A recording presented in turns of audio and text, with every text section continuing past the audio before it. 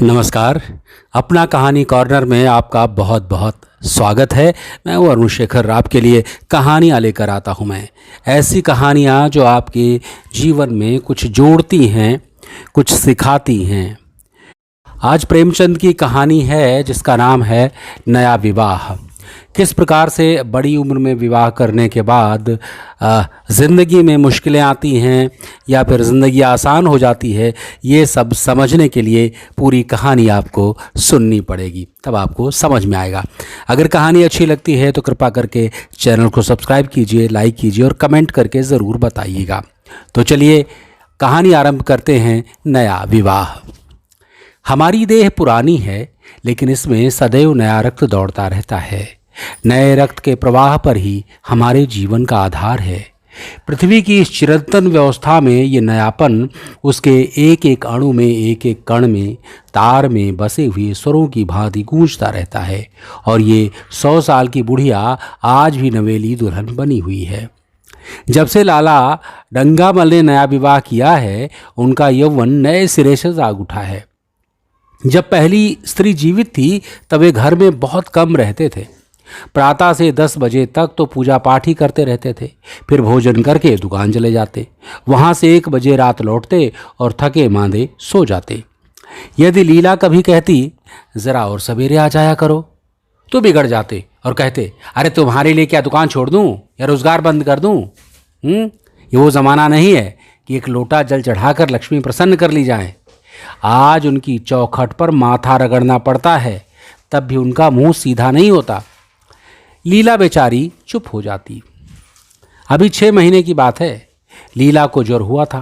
लाला जी दुकान जाने लगे तब उसने डरते डरते कहा, देखो मेरा जी अच्छा नहीं है, ज़रा सवेरे आ जाना। डंगामल ने पगड़ी उतार कर खूंटी पर लटका दी और बोले, आज मेरे बैठे रहने से अगर तुम्हारा जी अच्छा हो जाए तो मैं दुकान नहीं जाऊंगा। लीला हताश होकर बोली, मैं दुकान जाने को तो नहीं मना करती, केवल ज़रा जल्दी आने को कहती हूँ। तो क्या दुकान पर बैठा मौज किया करता हूँ? लीला इसका क्या जवाब देती? पति का ये स्नेहहीन व्यवहार उसके लिए कोई नई बात नहीं थी। इधर कई साल से उसे इसका कठोर अनुभव हो रहा था कि उसकी इस घर में कद्र नहीं है। वो अक्सर इस समस्या पर विचार भी किया करती थी, पर अपना कोई अपराध न पाती। वो पति की सेवा पहले से कहीं ज़्यादा करती, उनके कार्यभार को हल्का करने की बराबर कोशिश करती रहती, बराबर प्रसन्न चित्त रहती, कभी उनकी इच्छा के विरुद्ध कोई काम नहीं करती। अगर उसकी जवानी ढल चुकी थी तो इसमें उसका क्या अपराध था? किसकी जवानी सदैव स्थिर रहती है? अगर अब उसका स्वास्थ्य उतना अच्छा न था तो उसमें उसका क्या दोष? उसे बेकसूर क्यों दंड दिया जाता है? उचित तो यह था कि 25 साल का साहचर्य अब एक गहरी मानसिक और आत्मिक अनुरूपता का रूप धारण कर लेता है, जो दोष को भी गुण बना लेता है, जो पके फल की तरह ज़्यादा रसीला, ज़्यादा मीठा, ज़्यादा सुंदर हो जाता है। लेकिन लाला जी का वणिक हृदय हर एक पदार्थ को वाणिज्य की तराजू से तौलता था। बूढ़ी गाय जब न दे दूध न बच्चे, तब उसके लिए गौशाला ही सबसे अच्छी जगह है। उनके विचार में लीला के लिए इतना ही काफ़ी था कि घर की मालकिन बनी रहे, आराम से खाए और पड़ी रहे। उसे अख्तियार है कि चाहे जितने जेवर बनवाए, चाहे जितना स्नान व पूजा करे, केवल उनसे दूर रहे। मानव प्रकृति की जटिलता का एक रहस्य था कि डंगामल जिस आनंद से लीला को वंचित रखना चाहते थे, जिसकी उसके लिए कोई ज़रूरत ही न समझते थे, खुद उसी के लिए सदैव प्रयत्न करते रहते थे। लीला 40 वर्ष की होकर बूढ़ी समझ ली गई थी, किंतु वे 43 के होकर अभी जवान ही थे, जवानी के उन्माद और उल्लास से भरे हुए। लीला से अब उन्हें एक तरह की अरुचि होती थी, और वो दुखिया जब अपनी त्रुटियों का अनुभव करके प्रकृति के निर्दय आघातों से बचने के लिए रंग व रोगन की आड़ लेती, तब लाला जी उसके बूढ़े नखरों से और भी घृणा करने लगते। वे कहते, वाह हरी तृष्णा, 7 लड़कों की माँ हो गई, बाल खिचड़ी हो गए, चेहरा धुले हुए फलालैन की तरह सिकुड़ गया है, मगर आपको अभी महावर, सिंदूर, मेहंदी हैं और उबटन की हवस बाकी ही है। औरतों का स्वभाव भी कितना विचित्र है, न जाने क्यों बनाव सिंगार पर इतना जान देती हैं। पूछो, अब तुम्हें और क्या चाहिए? क्यों नहीं मन को समझा लेती कि जवानी विदा हो गई और इन उपादानों से वो वापस नहीं बुलाई जा सकती। लेकिन वे खुद जवानी का स्वप्न देखते रहते थे। उनकी जवानी की तृष्णा भी शांत न हुई थी। जाड़ों में रसों और पाकों का सेवन करते रहते थे। हफ्ते में 2 बार खिजाब लगाते और एक डॉक्टर से मंकी ग्लैंड के विषय में पत्र व्यवहार कर रहे थे। लीला ने उन्हें असमंजस में देखकर कातर स्वर में पूछा, कुछ बतला सकते हो? कै बजे आओगे? लाला जी ने शांत भाव से पूछा, तुम्हारा जी आज कैसा है? लीला क्या जवाब दे? अगर कहती कि बहुत खराब है तो शायद वे महाशय वहीं बैठ जाएं और उसे जली कटी सुनाकर अपने दिल का बुखार निकालें। अगर कहती है कि अच्छी हूं तो शायद निश्चिंत होकर 2 बजे तक कहीं खबर लें। इस दुविधा में डरते डरते बोली, अब तक तो हल्की थी लेकिन अब कुछ भारी हो रही है। तुम जाओ, दुकान पर लोग तुम्हारी राह देखते होंगे। हाँ, ईश्वर के लिए रात के 1-2 न बजा देना। लड़के सो जाते हैं, मुझे ज़रा भी अच्छा नहीं लगता, जी घबराता है।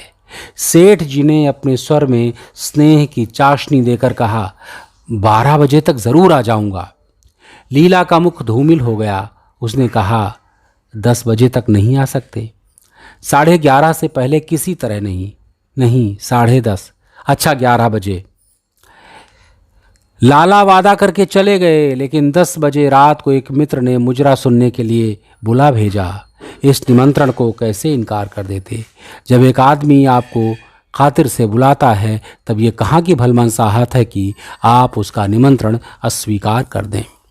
लाला जी मुजरा सुनने चले गए। 2 बजे लौटे। चुपके से आकर नौकर को जगाया और अपने कमरे में आकर लेट रहे। लीला उनकी राह देखती, प्रतिक्षण विकल वेदना का अनुभव करती हुई न जाने कब सो गई थी। अंत को इस बीमारी ने अभागिनी लीला की जान ही लेकर छोड़ा। लाला जी को उसके मरने का बड़ा दुख हुआ। मित्रों ने संवेदना के तार भेजे। एक दैनिक पत्र ने शोक प्रकट करते हुए लीला के मानसिक और धार्मिक सद्गुणों को खूब बढ़ाकर वर्णन किया। लाला जी ने इन सभी मित्रों को हार्दिक धन्यवाद दिया और लीला के नाम से बालिका विद्यालय में 5 वजीफे प्रदान किए तथा मृतक भोज तो जितने समारोह से किया गया वो नगर के इतिहास में बहुत दिनों तक याद रहेगा। लेकिन 1 महीना भी न गुजरने पाया था कि लाला जी के मित्रों ने चारा डालना शुरू कर दिया और उसका यह असर हुआ कि 6 महीने की विधुरता के तप के बाद उन्होंने दूसरा विवाह कर लिया। आखिर बेचारे क्या करते? जीवन में एक सहचरी की आवश्यकता तो थी ही और इस उम्र में तो एक तरह से अनिवार्य हो गई थी। जब से नई पत्नी आई, लाला जी के जीवन में आश्चर्यजनक परिवर्तन हो गया। दुकान से अब उतना प्रेम नहीं था। लगातार हफ्तों न जाने में भी उनके बराबर कोई हर्ज नहीं होता था। जीवन के उपभोग की जो शक्ति दिन दिन क्षीण होती जाती थी, अब वो छींटे पाकर सजीव हो गई थी। सूखा पेड़ हरा हो गया था, उसमें नई नई कोपलें फूटने लगी थी। मोटर नई आ गई थी, कमरे नए फर्नीचर से सजा दिए गए थे, नौकरों की भी संख्या बढ़ गई थी। रेडियो आ पहुंचा था और प्रतिदिन नए नए उपहार आते रहते थे। लाला जी की बूढ़ी जवानी जवानों की जवानी से भी प्रखर हो गई थी। उसी तरह जैसे बिजली का प्रकाश चंद्रमा के प्रकाश से ज़्यादा स्वच्छ और मनोरंजक होता है। लाला जी को उनके मित्र इस रूपांतर पर बधाइयाँ देते जब वे गर्व के साथ कहते, भाई हम तो हमेशा जवान रहे और हमेशा जवान रहेंगे। बुढ़ापा यहाँ आए तो उसके मुंह में कालिख लगाकर गधों पर उल्टा सवार करा के शहर से निकाल दें।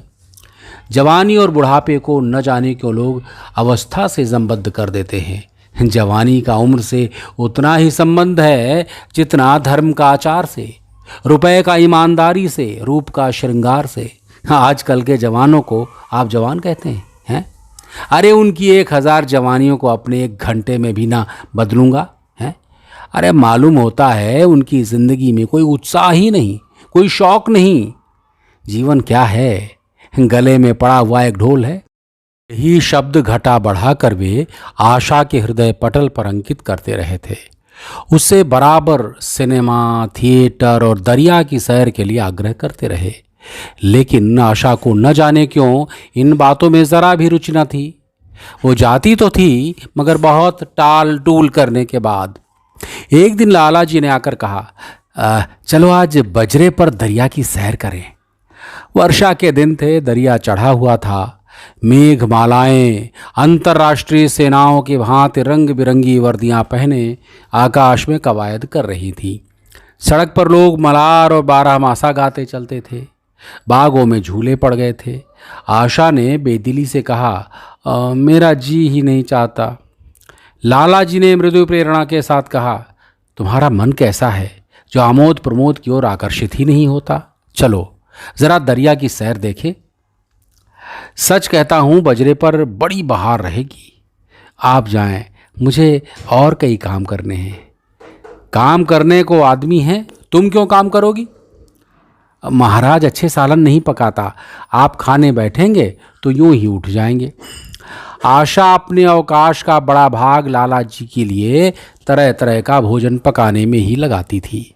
उसने किसी से सुन रखा था कि एक विशेष अवस्था के बाद पुरुष के जीवन का सबसे बड़ा सुख रसना का स्वाद ही रह जाता है। लाला जी की आत्मा खिल उठी। उन्होंने सोचा कि आशा को उनसे कितना प्रेम है कि वो दरिया की सैर को उनकी सेवा के लिए छोड़ रही है। एक लीला थी कि मान न मान चलने को तैयार रहती थी। पीछा छुड़ाना पड़ता था, खाम खां सिर पर सवार हो जाती थी और सारा मजा किरकिरा कर देती थी। स्नेह भरे उलाहने से बोले, तुम्हारा मन भी विचित्र है। अगर एक दिन सालन फीका ही रहा, ऐसा क्या तूफान आ जाएगा? तुम तो मुझे बिल्कुल निकम्मा बनाए देती हो। अगर तुम न चलोगी तो मैं भी न चलूँगा। आशा ने जैसे गले से फंदा छुड़ाते हुए कहा, आप भी तो मुझे इधर उधर घुमा घुमा कर मेरा मिजाज बिगाड़ देते हैं। ये आदत पड़ जाएगी तो घर का धंधा कौन करेगा? अरे मुझे घर के धंधों की रत्ती भर भी परवाह नहीं, बाल की नोक के बराबर भी नहीं। मैं चाहता हूँ कि तुम्हारा मिजाज बिगड़े और तुम गृहस्थी की चक्की से दूर रहो।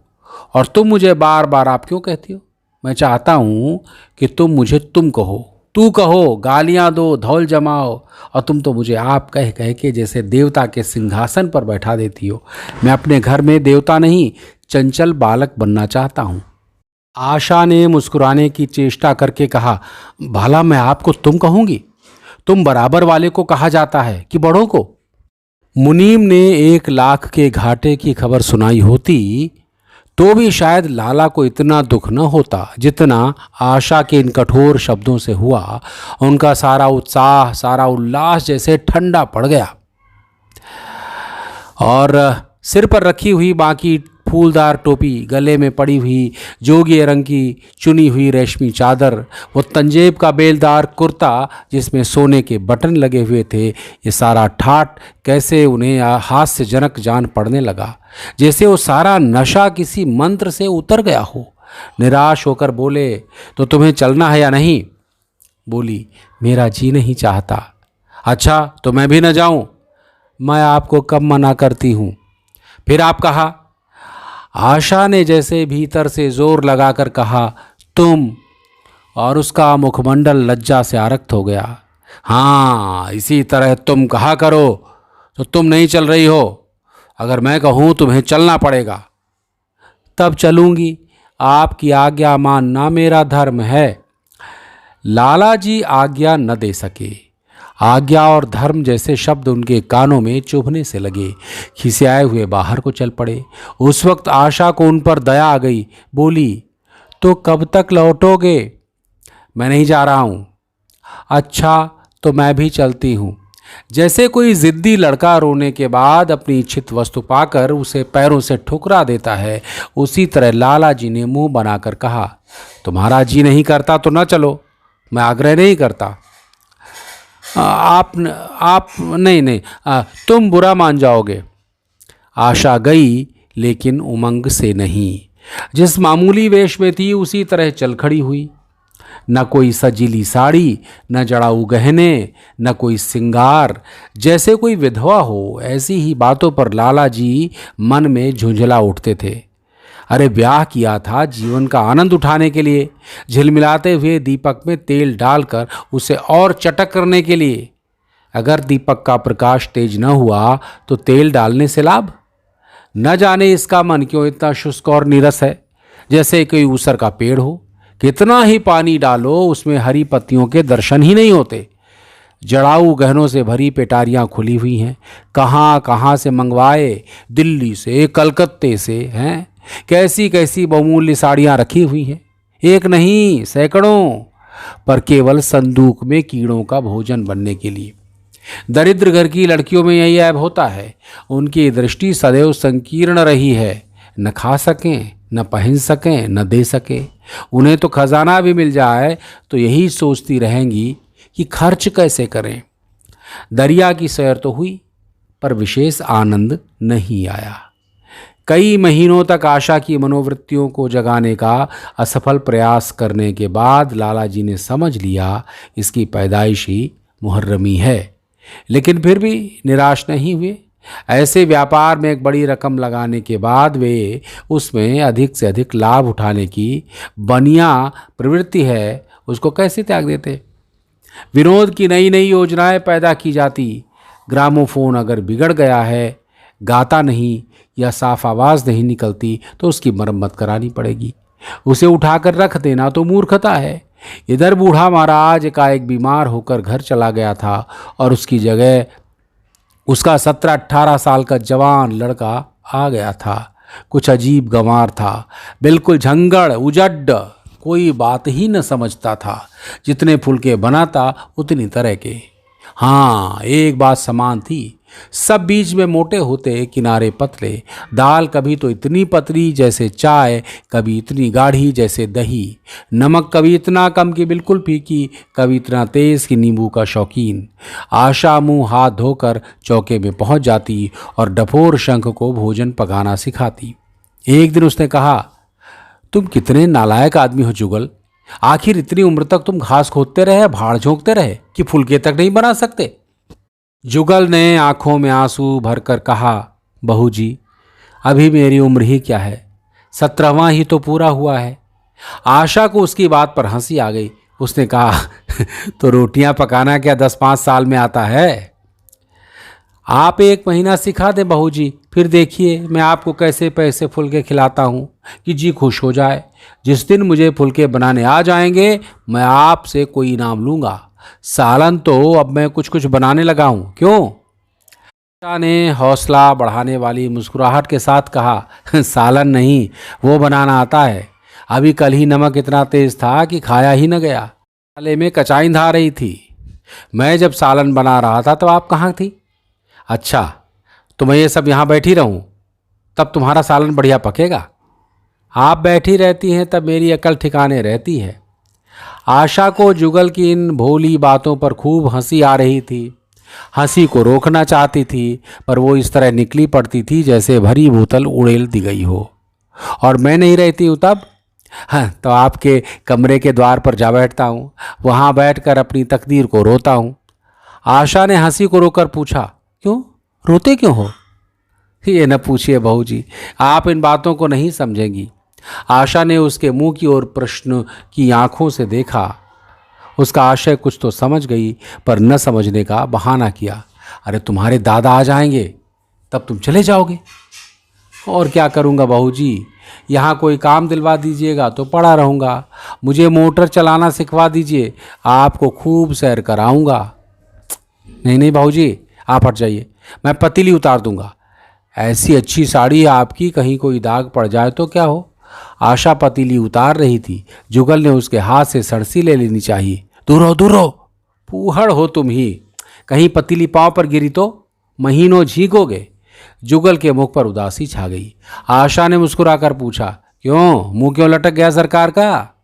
जुगल रुआंसा होकर बोला, आप मुझे डांट देती हैं बहू जी, तब मेरा दिल टूट जाता है। सरकार कितना ही घुड़के, मुझे बिल्कुल दुख नहीं होता। आपकी नज़र कड़ी देखकर मेरा खून सर्द हो जाता है। आशा ने दिलासा दिया, मैंने तुम्हें डांटा तो नहीं, केवल यही तो कहा कि पतीली तुम्हारे पांव पर गिर पड़ी तो क्या होगा।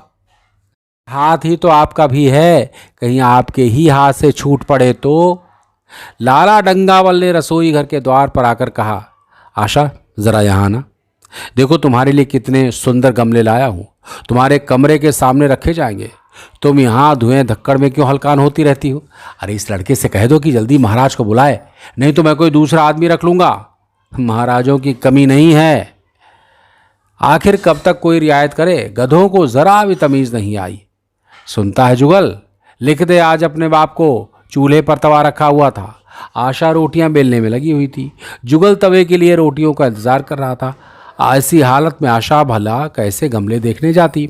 उसने कहा, जुगल रोटियां टेढ़ी मेढ़ी बेल डालेगा। लाला जी ने कुछ चिढ़कर कहा, अगर रोटियां टेढ़ी मेढ़ी बेलेगा तो निकाल दिया जाएगा। आशा अनसुनी करके बोली, 10-5 दिन में सीख जाएगा, निकालने की क्या ज़रूरत है? तुम आकर बतला दो गमले कहाँ रखे जाएं। कहती तो हूँ रोटियां बेल कर आती हूँ। नहीं नहीं, मैं कहता हूँ तुम रोटियां मत बेलो। अरे आप तो खामखा जिद करते हैं। लाला जी सन्नाटे में आ गए। आशा ने कभी इतनी रुखाई से उन्हें जवाब न दिया था, और ये केवल रुखाई न थी, उसमें कटुता भी थी। लज्जित होकर चले गए।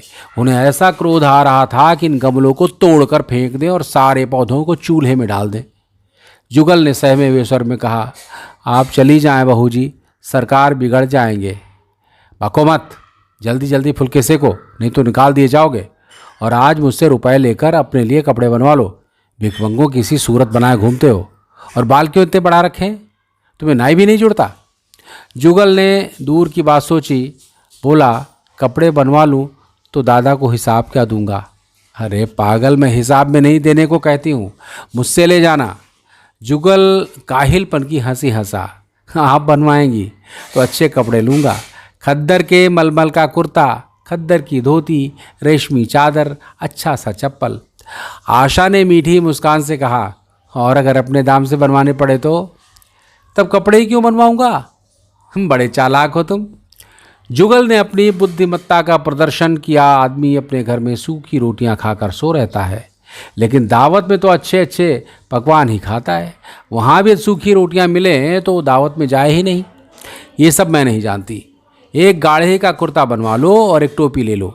हजामत के लिए दुआने पैसे ऊपर से ले लो। जुगल ने मान करके कहा, रहने दीजिए, मैं नहीं लेता। अच्छे कपड़े पहनकर निकलूँगा तब तो आपकी याद आवेगी। सड़ियल कपड़े पहनकर तो आप और जी चलेगा।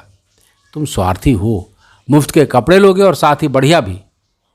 जब यहाँ से जाने लगूँ तब आप मुझे अपना एक चित्र दीजिएगा। मेरा चित्र लेकर क्या करोगे? अपनी कोठरी में लगाऊंगा और नित्य देखा करूँगा। बस वही साड़ी पहनकर खिंचवाना जो कल पहनी थी, और वही मोतियों की माला भी हो। मुझे नंगी नंगी सूरत अच्छी नहीं लगती। आपके पास तो बहुत गहने होंगे, आप पहनती क्यों नहीं? तो तुम्हें गहने अच्छे लगते हैं? बहुत। लाला जी ने फिर आकर जलते हुए मन से कहा, अभी तक तुम्हारी रोटियां नहीं पकी जुगल। अगर कल से तूने अपने बाप को नहीं बुलाया या अच्छी रोटियां नहीं पकाई ना, तो तुझे मैं निकाल दूंगा। आशा ने तुरंत हाथ मुंह धोया और बड़े प्रसन्न मन से लाला जी के साथ गमले देखने चली। इस समय उनकी छवि में प्रफुल्लता की रौनक थी। बातों में भी जैसे शक्कर घुली हुई थी। लाला जी का सारा खिसियानापन मिट गया था। उसने गमलों को मुग्ध आंखों से देखा। उसने कहा, मैं इनमें से कोई गमला न जाने दूंगी, सब मेरे कमरे के सामने रखवाना। सब कितने सुंदर पौधे हैं, वाह! इनके हिंदी नाम भी मुझे बतला देना। लाला जी ने छेड़ा, सब गमले क्या करोगी? 10-5 पसंद कर लो, शेष में बाहर रखवा दूंगा। जी नहीं, मैं एक भी नहीं छोड़ूंगी, सब यहीं रखे जाएंगे। बड़ी लालचिन हो तुम। लालचिन ही सही, मैं आपको एक भी न दूंगी। 2-4 तो दे दो, इतनी मेहनत से लाया हूँ। जी नहीं, इनमें से एक भी नहीं मिलेगा। दूसरे दिन आशा ने अपने को आभूषण से खूब सजाया और फिरोजी साड़ी पहनकर निकली। तब लाला जी की आंखों में ज्योति आ गई। समझे अवश्य ही कि अब उनके प्रेम का जादू कुछ कुछ चल रहा है। नहीं तो उनके बार बार आग्रह करने पर भी, बार बार याचना करने पर भी उसने कोई आभूषण नहीं पहना था। कभी कभी मोतियों का हार गले में डाल लेती थी, वो भी ऊपरी मन से। आज वो आभूषणों से अलंकृत होकर फूल ही नहीं समाती, इतराई जाती है, मानो कहती हो, देखो मैं कितनी सुंदर हूँ। पहले जो बंद कली थी वो आज खिल गई थी। लाला जी पर घड़ों नशा चढ़ा हुआ था। वे चाहते थे उनके मित्र और बंधुवर्ग आकर इस सोने की रानी के दर्शनों से अपनी आंखें ठंडी करें, देखें कि वो कितनी सुखी, संतुष्ट और प्रसन्न है। जिन विद्रोहियों ने विवाह के समय तरह तरह की शंकाएं की थी, वे आंखें खोलकर देखें कि डंगामल कितना सुखी है। विश्वास, अनुराग और अनुभव ने चमत्कार किया है। उन्होंने प्रस्ताव किया, चलो कहीं घूम आए, बड़ी मज़ेदार हवा चल रही है। आशा इस वक्त कैसे जा सकती थी? अभी उसे रसोई में जाना था। वहाँ से कहीं 12-1 बजे फुर्सत मिलेगी। फिर घर के दूसरे धंधों का जो वो है सब सिर पे सवार हैं। सैर सपाटे के पीछे क्या घर चौपट कर दे? सेठ जी ने उसका हाथ पकड़ लिया और कहा, नहीं, आज मैं तुम्हें रसोई में नहीं जाने दूंगा। बोली, महाराज के किए कुछ नहीं होगा। तो अपना डंगामल सेठ बोले, तो आज उसकी शामत भी आ जाएगी। आशा के मुख पर से वो प्रफुल्लता जाती रही, मन भी उदास हो गया। एक सोफा पर लेटकर बोली, आज न जाने क्यों कलेजे में मीठा मीठा दर्द हो रहा है। ऐसा दर्द कभी नहीं होता था। सेठ जी घबरा उठे, हैं, ये दर्द कब से हो रहा है? हो तो रहा है रात से ही, लेकिन अभी कुछ कम हो गया था, अब फिर से होने लगा है। रह रहकर जैसे चुभन हो रही है। सेठ जी एक बात सोचकर दिल ही दिल में फूल उठे। अब ये गोलियां रंग ला रही हैं। राजवैद्य जी ने कहा भी था कि ज़रा सोच समझकर इसका सेवन कीजिएगा, क्यों ना हो। खानदानी वैद्य हैं, इनके बाप बनारस के महाराज के चिकित्सक थे। पुराने और परीक्षित नुस्खे हैं इनके पास। उन्होंने कहा, तो रात से ही ये दर्द हो रहा है? तुमने मुझसे कहा नहीं? नहीं तो वैद्य से कोई दवा मंगवाता। मैंने समझा था आप अच्छा हो जाएगा, मगर बढ़ रहा है। कहाँ दर्द हो रहा है? ज़रा देखो, कुछ सूजन तो नहीं है? सेठ जी ने आशा के आंचल की तरफ हाथ बढ़ाया। आशा ने शर्माकर सिर झुका लिया। उसने कहा, ये तुम्हारी शरारत मुझे अच्छी नहीं लगती। मैं अपनी जान से मरती हूँ, तुम्हें हंसी सूझती है। जाकर कोई दवा ला दो। सेठ जी अपने पुंसत्व का डिप्लोमा पाकर उससे कहीं ज़्यादा प्रसन्न हुए, जितना राय बहादुरी पाकर होते। इस विजय का डंका पीटे बिना उन्हें कैसे चैन आ सकता था? जो लोग उनके विवाह के विषय में द्वेष में टिप्पणियां कर रहे थे, उन्हें नीचा दिखाने का कितना अच्छा अवसर हाथ आया है, और इतनी जल्दी। पहले पंडित भोलानाथ के पास गए और भाग ठोंक कर बोले, भाई मैं तो बड़ी विपत्ति में फंस गया। कल से उसके कलेजे में दर्द हो रहा है, कुछ बुद्धि काम नहीं करती। कहती है ऐसा दर्द पहले कभी नहीं हुआ था। भोलानाथ ने कुछ हमदर्दी न दिखाई। सेठ जी यहाँ से उठकर अपने दूसरे मित्र लाला फागमल के पास पहुँचे और उनसे भी लगभग उन्हीं शब्दों में ये शोक संवाद कहा। फागमल बड़ा शोधा था, मुस्कुराकर बोला, मुझे तो आपकी शरारत मालूम होती है। सेठ जी की बातें खिल गई। उन्होंने कहा, मैं अपना दुख सुना रहा हूँ और तुम्हें दिल लगी सूझती है। ज़रा भी आदमियत तुम्हें नहीं है। मैं दिल लगी नहीं कर रहा हूँ, इसमें दिल लगी की क्या बात है? वे हैं कमसिन, कोमलांगी, और आप ठहरे पुराने लठैत, दंगल के पहलवान। बस अगर ये बात ना निकले तो मुँह से मुड़ा लें। सेठ जी की आंखें जगमगा उठी, मन में यौवन की भावना प्रबल हो उठी, और उसके साथ ही मुख पर भी यौवन की झलक आ गई। छाती जैसे कुछ फैल गई। चलते समय उनके पग कुछ अधिक मजबूती से ज़मीन पर पड़ने लगे, और सिर की टोपी भी न जाने कहाँ कैसे बांकी हो गई। आकृति से बांकपन की शान बरसने लगी। जुगल ने आशा को सिर से पांव तक जगमगाते देखकर कहा, बस बहू जी, आप इसी तरह पहने ओढ़े रहा करें। आज मैं आपको चूल्हे के पास न जाने दूंगा। आशा ने नयन बाण चलाकर कहा, क्यों? आज ये नया हुक्म क्यों? पहले तो तुमने कभी मना नहीं किया। आज की बात दूसरी है। ज़रा सुनूं क्या बात है? मैं डरता हूँ आप कहीं नाराज़ ना हो जाएं। नहीं नहीं, कहो, मैं नाराज़ नहीं होऊंगी। आज आप बहुत सुंदर लग रही हैं।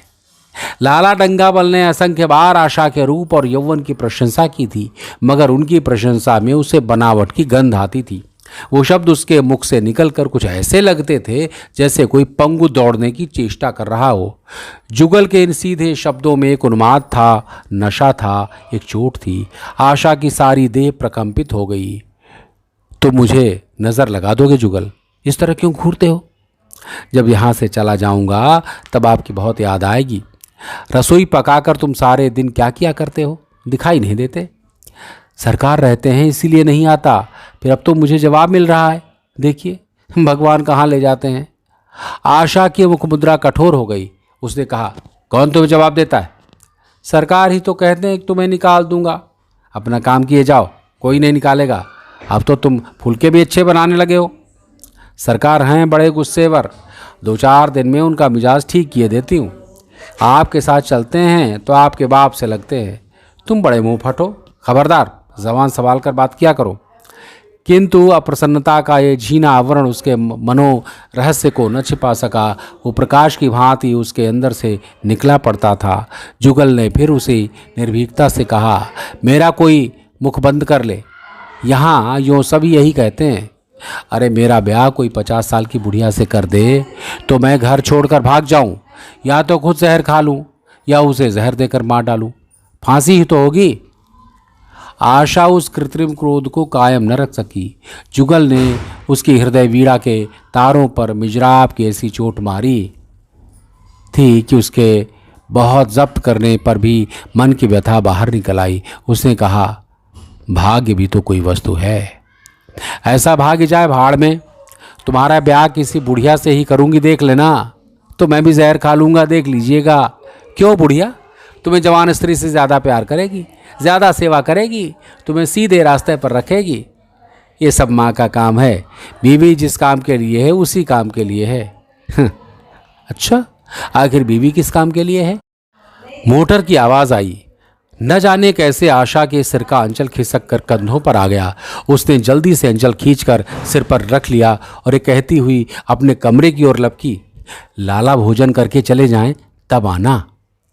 तो ये थी प्रेमचंद की कहानी, नया विवाह, बेमेल विवाह, जिसके क्या फ़ायदे क्या नुकसान होते हैं आप समझ सकते हैं। तो आपको कैसी लगी कहानी ज़रूर सुनकर बताइएगा, कमेंट कीजिएगा, लाइक कीजिए और प्लीज़ सब्सक्राइब कीजिएगा चैनल को।